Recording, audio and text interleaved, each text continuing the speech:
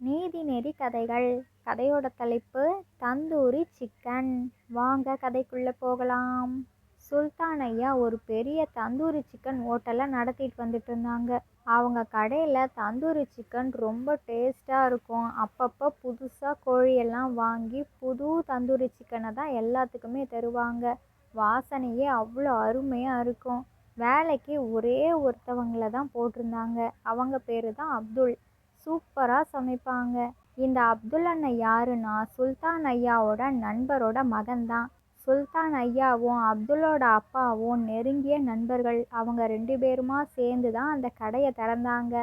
அப்துல்லோட அப்பா பேர் சலீம். சலீம்க்கு சுல்தான்னா அவ்வளோ பிடிக்கும். சுல்தான் மேலே உள்ள அளவு கடந்த பாசத்தாலேயே சுல்தான் பேரில் தான் கடை இருக்கணும்னு அவங்க பேர்லேயே கடையை திறந்துட்டாங்க. கிட்டத்தட்ட ஒரு 70 வருஷ நட்புன்னே சொல்லலாம். பிறந்த குழந்தையிலேருந்தே அவங்க வீடும் இவங்க வீடும் பக்கத்து பக்கத்து வீடு தான். அப்போவே அவங்க 2 பேருமா ஒன்றா சேர்ந்து தான் விளையாடுவாங்க. அப்படி வளர்ந்துட்டே வந்த நட்பு தான் 70 வருஷத்தை தொட்டுச்சு. தந்தூரி சிக்கன் கடையும் அந்த ஊரில் அவ்வளோ பிரபலமாக இருந்தது. சுல்தான் கடைன்னா சுல்தான் கடை தான்ப்பா அப்படின்னு எல்லாத்துக்குமே ரொம்ப பிடிக்கும். பக்கத்து கிராமத்து மக்கள் சிட்டியில இருந்தெல்லாம் வந்து வாங்கி சாப்பிடுவாங்க. சலீமு இயற்கையான முறையில் இறந்து போயிட்டாங்க. சுல்தானுக்கு அந்த துயரம் பெரும் துயரமாக இருந்துச்சு. தான் கூடவே எப்பவும் இருக்கிற சலீமு இப்போ இல்லையே அப்படிங்கிற வருத்தம் அவங்கள ரொம்ப வாட்டி எடுத்துச்சு. அந்த சமயத்தில் தான் அப்துல்லு, நீங்கள் எதுக்கும் வருத்தப்படாதீங்க மாமா, நான் இருக்கேன்ல, உங்கள் கடைக்கு ஒத்தாசையாக நான் இருக்கிறேன். எங்கள் அப்பாவுக்கு உங்களைன்னா அவ்வளோ பிடிக்கும். அப்போ எனக்கு மட்டும் பிடிக்காதா? உங்கள் 2 பேரோட நட்பு அவ்வளோ புனிதமானது. அப்பா இறக்கிறதுக்கு கொஞ்ச நேரம் முன்னாடி கூட என்ன சொன்னாங்கன்னா, சுல்தானுக்கு இதுக்கப்புறம் நீ தான் பக்கபலமாக இருக்கணும். தந்தூரி சிக்கன் கடை இதுக்கும் மேலே மேலே வளரணும். அவங்களுக்கு ஆறுதலாக நீ தாண்டா இருக்கணும் அப்படியெல்லாம் சொன்னாங்க. அப்படி இருக்கும்போது நான் உங்களை விட்டுருவேனா மாமா? அப்பாவோட ஆசிர்வாதத்தாலையும் சந்தோஷத்தாலையும் கடை பெரிய அளவில் வளர்ந்துட்டே போகும். இதுக்கப்புறம் நாம் நம்ம கடையை எவ்வளோக்கு எவ்வளோ சிறப்பாக நடத்த முடியுமோ அவ்வளோக்கு அவ்வளோ சிறப்பாக நடத்துறதுக்கான வழிகளை பார்க்கலாமாமா அப்படின்ட்டாங்க. அப்துல்லன்னு சொன்ன மிகப்பெரிய ஆறுதல் தான் சுல்தான் ஐயாவை லேசாக எழுப்பி விட்டுச்சு. தினமும் நானே தந்தூரி சிக்கன் செய்கிறதுக்கு வந்துடுறேன் மாமா. புதுசாக வேறு யாரையும் போட வேண்டாம், நமக்கே செய்ய தெரியும்ல. அப்படி இருக்கும் பொழுது நம்ம கடைக்கு நம்மளே செஞ்சு விற்பனை செஞ்சுக்கலாம். நாளையிலேருந்து நான் கண்டிப்பாக வந்துடுவோம் மாமா அப்படின்ட்டாங்க. சரி சரி அப்துல், நல்லது அப்படின்ட்டாங்க சுல்தான் ஐயாவும். அதுக்கப்புறத்துலேருந்து தான் அந்த கடையில் சுல்தான் ஐயா கூடவே இந்த அப்துல் வேலை செஞ்சுட்டு இருந்தாங்க. இவங்க 2 பேரும் தான் நிர்வாகத்தை எல்லாத்தையும் பார்த்துட்டு இருந்தது. கிட்டத்தட்ட ஒரு 5 வருஷம் எப்படி தான் போணுச்சுன்னே தெரியல. நல்லபடியாக போச்சு. வியாபாரமும் நல்லா இருந்தது. ஆனால் பாவம் சுல்தான் ஐயாவுக்கும் நடக்கிறதுக்கு சங்கடமாக இருக்குது. முட்டி வலியெல்லாம் அதிகமாயிடுச்சு. அதனால் கடைக்கு வர்றதை கொஞ்சம் கொஞ்சமாக குறைச்சிக்கிட்டாங்க. இப்போது முழுக்க முழுக்க அப்துல்லே எல்லா விஷயத்தையும் கவனிக்கிறதுக்கு ரொம்ப கஷ்டமாக இருக்குது. அதனால் சுல்தான் ஐயா என்ன பண்ணாங்கன்னா, அவங்களுக்குன்னு ஒரு பையன் இருக்காங்க. அதுதான் என்னோட மகன் இருக்கான்ல, அவனை வேணும்னா நான் கடைக்கு வர சொல்கிறேன். அப்துல்லு, நீயும் என்னோட மகன் இம்ரானும் 2 பேருமா சேர்ந்து கடை நிர்வாகத்தை பார்த்துக்கோங்க. நானும் என்னோட நண்பன் சலீமும் பார்த்த மாதிரி ரொம்ப சுலபமாக இருக்கும்ல. நாம் வேறு யாரையும் போட்டுக்கிறது அவ்வளோ சரிப்பட்டு வராது. வருஷா வருஷமாக நம்மளாவே தான் தந்தூரி சிக்கன் கடையை நடத்திட்டு வரோம். அப்போது நாம் வேறு யாரையாச்சும் மாற்றினோன்னா எல்லா டேஸ்ட்டும் மாறி போயிடும். இப்போதைக்கு நீங்கள் 2 பேரும் பாருங்கள். உங்களுக்கு கொஞ்சம் வேலையாள் தேவைப்பட்டுச்சுன்னா வேணும்னா புதுசாக ஆட்கள் போட்டுக்கோங்க. இம்ரான்கிட்ட நான் சொல்கிறேன், அவனும் இதுக்கு சம்மதிப்பான் தான் நினைக்கிறேன் அப்படிங்கிறாங்க. சரி மாமா, ஆனால் நீங்கள் உங்கள் உடம்ப நல்லா பார்த்துக்கோங்க. நீங்கள் இன்னும் கொஞ்ச நாள்லேயே தேறிடுவீங்க.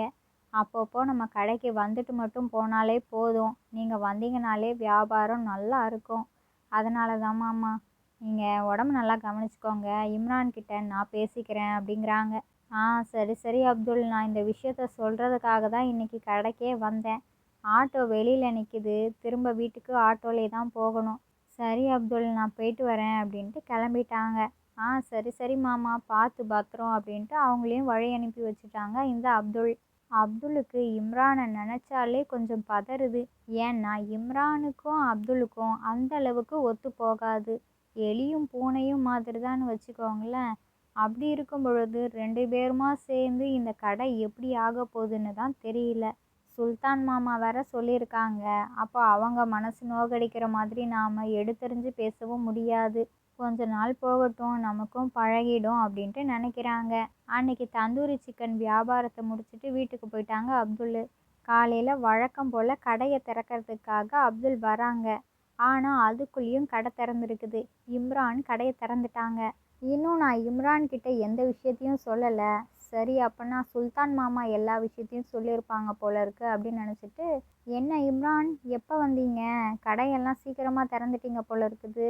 உங்ககிட்ட நிறைய விஷயம் பேசணும். இதுக்கப்புறம் நாம் 2 பேருமா சேர்ந்து தான் இந்த கடை நிர்வாகத்தெல்லாம் கவனிச்சுக்கணும். அப்பப்போ சுல்தான் மாமா கடைக்கும் வருவாங்க. தந்தூரி சிக்கன் செய்கிற வேலையெல்லாமே நான் பார்த்துக்கிறேன். கல்லால் உட்காந்து கவனிக்கிறதும் வர்றவங்களுக்கு பரிமாறுற வேலையும் நீங்கள் பார்த்துக்கோங்க. இப்படின்னா நம்ம 2 பேருமா சேர்ந்தே கடை நிர்வாகத்தை நல்லபடியாக கவனிச்சுக்கலாம் அப்படின்ட்டாங்க. ஆ அதெல்லாம் எனக்கு நல்லாவே தெரியும். நீங்கள் எதுவும் சொல்ல வேண்டிய அவசியமே கிடையாது. எங்கள் அப்பா எல்லா விஷயத்தையும் எனக்கு விவரமாக சொல்லிட்டாங்க. அது இல்லாமல் நான் படித்தவன் தானே, எனக்கு தெரியாத விஷயமா? நீ எதையும் சொல்ல வேண்டியதில்லை, நான் கவனிச்சுக்கிறேன். நீனு தந்தூரி சிக்கன் செய்கிறது மட்டும்தான் உன்னோட வேலை. மற்றபடி நீ என்னை இதை பண்ணு அதை பண்ணுன்னு எதையும் சொல்லக்கூடாது. முதலாளி மாதிரி நான் இருப்பேன். ஏன்னா எங்கள் அப்பா பேரில் தான் கடை இருக்குது. அதனால் நான் சொல்கிறது தான் நீ கேட்கணும். நீ சொல்கிறதெல்லாம் நான் கேட்க வேண்டிய அவசியம் கிடையாது. நாம் 2 பேரும் இப்போ பேசின எந்த விஷயமும் எங்கள் அப்பா சுல்தான் காதில் போயிடவே கூடாது. தப்பி தவறி ஏதாவது ஒரு சின்ன விஷயமாவது எங்கள் அப்பா காது பட பட்டுச்சுன்னு வச்சுக்கோங்களேன், அதுக்கப்புறம் நீங்கள் இங்கே வேலை பார்க்க முடியாது. அதனால் பார்த்து பத்திரமா வேலை செஞ்சுக்கோங்க. அவ்வளோதான் என்னால் சொல்ல முடியும் அப்படின்ட்டாங்க. இதையெல்லாம் கேட்ட அப்துல்லோட மனசு அப்போவே உடஞ்சி போச்சு. நான் நினச்சதை விட ரொம்ப மோசமால இருக்கிறான் இம்ரானு. இதுக்கப்புறம் நான் என்ன சொல்கிறது? எதுவும் பேசுறதுக்கு இல்லை. நம்ம அப்பா ஆசைப்பட்டதுக்காக சுல்தான் ஐயா கூட இத்தனை வருஷமாக நான் வியாபாரத்தில் இருந்தேன். அதுக்கப்புறம் சுல்தான் ஐயாவால் இப்போ வர முடியல. அவங்களோட ஆசைப்படி இப்போ அவங்களோட பையனும் வேலைக்கு வந்திருக்கிறாங்க. ஆனால் என்ன நடக்கும்னு தான் எனக்கு தெரியல. எது நடந்தாலும் நல்லபடியாக நடக்கணும் அப்படின்ட்டு தந்தூரி சிக்கனை செய்கிறதுக்கு போயிட்டாங்க. நல்லா சுட சுட சூப்பராக தந்தூரி சிக்கன் ரெடி ஆகிட்டுருக்கு. கடையில் வர கூட்டம் அதிகமாக இருக்குது. ஆனால் இந்த இம்ரானு கல்லால் மட்டும்தான் உட்காந்துருக்குறாங்க. கடைக்கு வந்தவங்களுக்கு பரிமாறுற வேலையை கூட செய்யறதில்ல. அதனால் அப்துல்லே தந்தூரி சிக்கனையும் செஞ்சுக்கிட்டு வந்திருக்கிறவங்களுக்கு பரிமாறவும் சேர்த்தே செஞ்சுக்கிறாங்க. அப்படின்னா அப்துலுக்கு தானே சம்பளம் அதிகமாக கொடுக்கணும். ஆனால் இம்ரானு அவங்களுக்கு பணத்தை அதிகமாக எடுத்துக்கிட்டு அப்துலுக்கு கம்மியாக தான் கொடுக்குறாங்க. வேலை என்னமோ அப்துலுக்கு தான் ரொம்ப அதிகம். இம்ரானு ஃபேன் காற்றுக்கு கீழேயே உட்காந்துக்கிட்டு காசை வாங்கி போட்டுக்கிட்டு நல்லா ஜம்முன்னு உட்காந்துக்கிட்டே இருந்து காசை மட்டும் நிறையா எடுத்துக்கிட்டாங்க. இப்படியே போயிட்டே இருந்தது. இது எதுவுமே சரியாக படலை. ஏன்னா அப்துலுக்கும் குடும்பம் இருக்குது, இம்ரானுக்கும் குடும்பம் இருக்குது. 2 பேருமே அவங்கவுங்க குடும்பத்தை சரியாக பார்க்கணும்ல, நியாயம்னு ஒன்று இருக்குல்ல. இப்படியே போயிட்டு இருந்ததில் அப்துலுக்கு பொறுமையே போயிடுச்சு, கோபம் வந்துடுச்சு. இதுக்கப்புறமும் நான் சும்மாவே இருக்க முடியாது, நான் இப்போவே போய் இம்ரான்கிட்ட கேட்குறேன் அப்படின்ட்டு. இம்ரான், நீ பண்ணுறதெல்லாம் நியாயமா? நம்ம 2 பேருமா சேர்ந்து தானே இந்த கடை நிர்வாகத்தை கவனிச்சிட்டு இருக்கிறோம். அதுலேயும் உன்னை விட எனக்கு தான் வேலை ரொம்ப அதிகம்.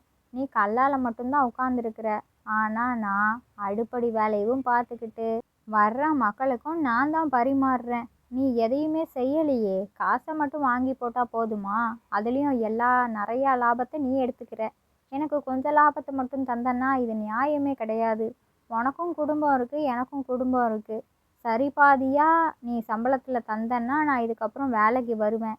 இல்லைன்னா நான் இனிமேலேருந்து கடைக்கு வரமாட்டேன், நீயே பார்த்துக்கோ அப்படின்ட்டாங்க. ஒரு முக்கியமான விஷயம் என்னன்னா, இவ்வளோ நாளாக நான் வந்ததும் சுல்தான் ஐயாவுக்காக தான். அவங்களோட மனசு கஷ்டப்படக்கூடாதுன்றதுக்காக இவ்வளோ நாளாக நான் பொறுமையாக வேற உன் கூடவே வேலை பார்த்துட்டு இருந்தேன். நீயும் இன்னைக்கு சரியாயிடுவா, நாளைக்கு சரியாயிடுவா, இல்லை 1 மாதம் 2 மாதத்தில் சரியாயிடுவான்னு பார்த்தா நீ திருந்துற மாதிரியே தெரியலையே. இந்த விஷயமெல்லாம் சுல்தான் ஐயா காதில் விழுந்ததுன்னா உனக்கு தான் பிரச்சனையாகும். ஆனால் உனக்கு எந்த பிரச்சனையும் வரக்கூடாதுன்றதுக்காக தான் நான் பொறுமையாக இருக்கிறேன் வேற. இப்போவே சரி பண்ணிட்டா எந்த பிரச்சனையும் கிடையாது. அதனால் இதுதான் நான் சொல்கிறதுல முதலும் சரி கடைசியும். நீயா பார்த்து யோசிச்சுக்கோ அப்படின்ட்டாங்க. உடனே இம்ரானு, அது என்ன நீ இப்படி பேசுகிற? இத்தனை நாளாக நீ அமைதியாக தானே வேலை பார்த்துட்டு இருந்த. இப்போ என்ன திடீர்னு உனக்கு என்ன ஆச்சு? கொம்பு ஏதாவது முளைச்சிருச்சா இல்லை ரெக்கை முளைச்சிருச்சா? ஒழுங்காக வேலை பார்த்துட்டு இருந்தவன் இப்படியெல்லாம் பேச மாட்டியே. என்னமோ நடந்திருக்கு. என்னையே நீ இவ்வளோ தட்டி கேட்குற அளவுக்கு வந்துட்டேன். இதுக்கப்புறமும் உன்னை நான் என்னோட கடையில் வேலைக்கு வச்சுருந்தேன்னா அது எனக்கு தான் ஆபத்து. இன்னும் 2 மாதத்தில் 2 பேரை வேலைக்கு போட்டுட்டு அவங்களுக்கு எல்லா வேலையும் பழக்கி கொடுத்ததுக்கப்புறமா நீ இந்த வேலையிலேருந்து கிளம்பிடலாம். நாளைக்கே நான் 2 பேரை வரவழைக்கிறேன். அவங்களுக்கு நீ தான் தந்தூரி சிக்கன் செய்கிறத சொல்லித்தரணும் அப்படின்ட்டாங்க. அது எப்படி முடியும்? நீ சொல்கிறதுக்கெல்லாம் நான் இங்கே வேலை பார்க்க முடியாது.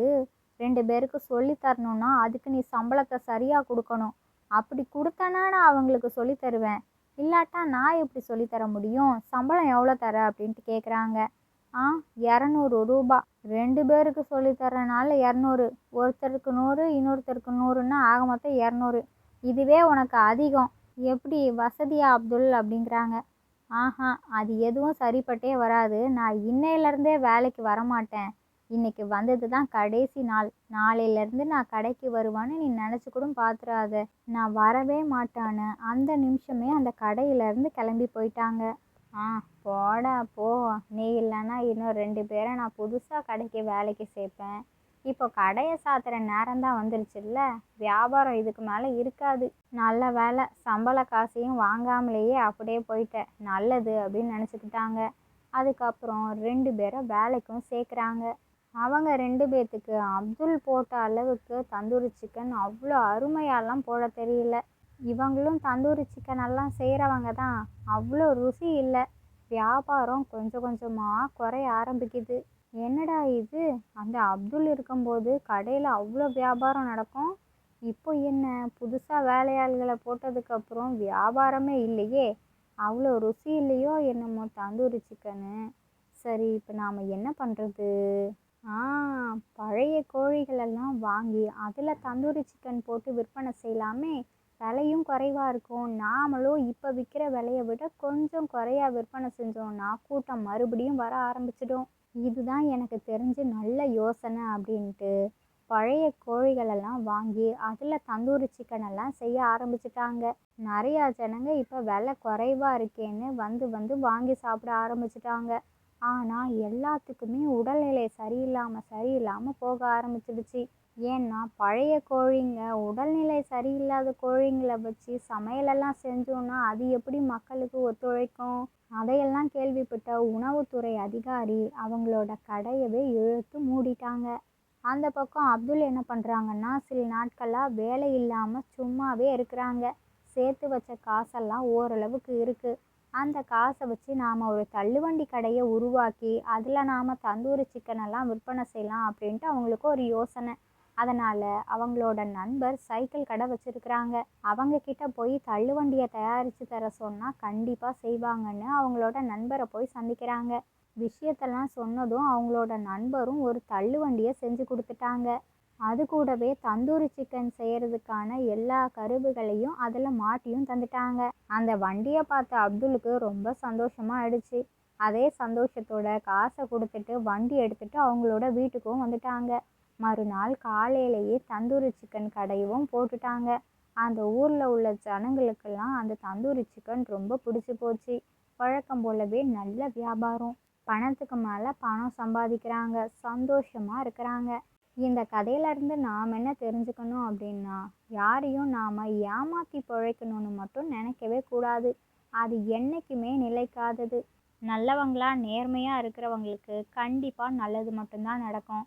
நல்லதை நினைங்க, நல்லதை செய்யுங்க, நல்லதே நடக்கும். யாரையும் ஏமாற்றி பிழைச்சா அதுக்கான விளைவு மிகப்பெரிய பாதிப்பாக தான் இருக்கும். இந்த கதை பிடிச்சிருந்தா லைக் பண்ணுங்கள், ஷேர் பண்ணுங்கள். உங்களோட கருத்துக்களை கமெண்ட் பாக்ஸில் கமெண்ட் பண்ணுங்கள். இது மாதிரி சுவாரஸ்யமான கதைகளெல்லாம் பார்க்கணுமா? ப்ளீஸ் நம்மளோட சேனலை சப்ஸ்கிரைப் பண்ணிக்கோங்க. இதோட இன்னொரு சூப்பராக சுவாரஸ்யமான கதைகள் வீடியோவில் பார்க்கலாம். ஓகே, பாய்.